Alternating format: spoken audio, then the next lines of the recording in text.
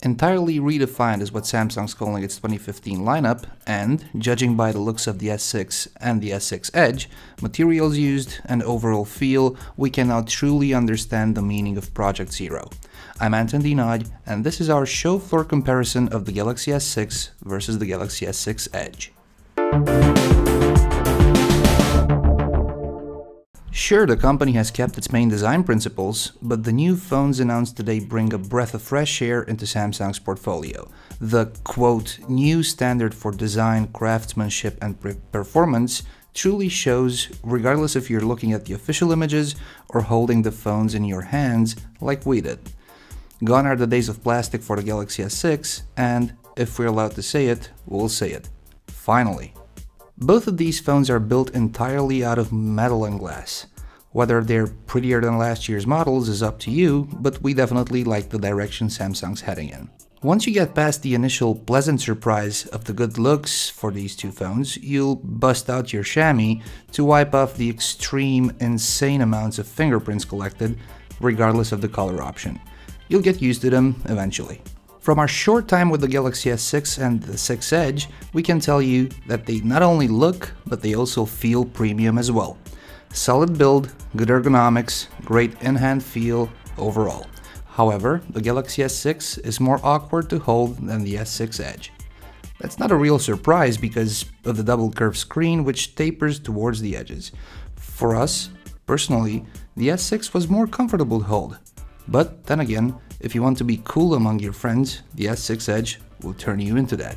In terms of size and weight, these two are very much alike.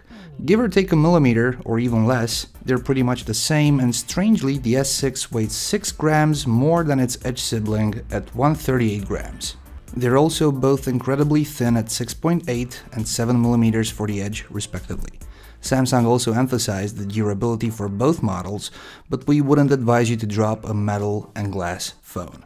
Oh, by the way, Gorilla Glass 4, we've already seen some scratches on demo units. If you want to know more about each of these two devices individually, like specs and first impressions, check out our separate hands-on videos. We'll focus on similarities and differences here, and the similarities far outweigh the differences.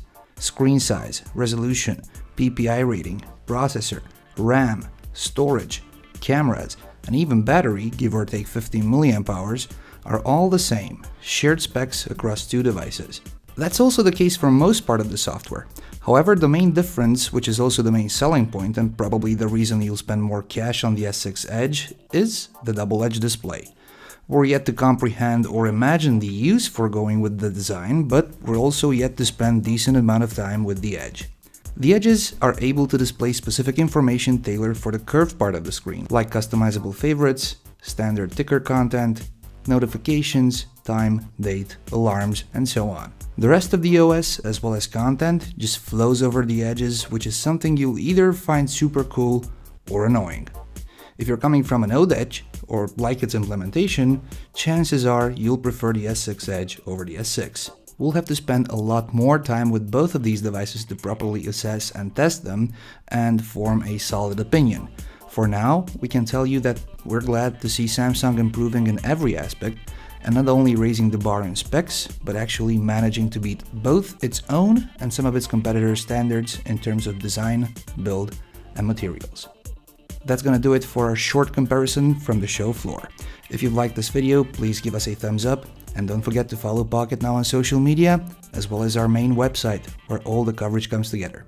I've been Anton Dinaj, thank you very much for watching, till the next video.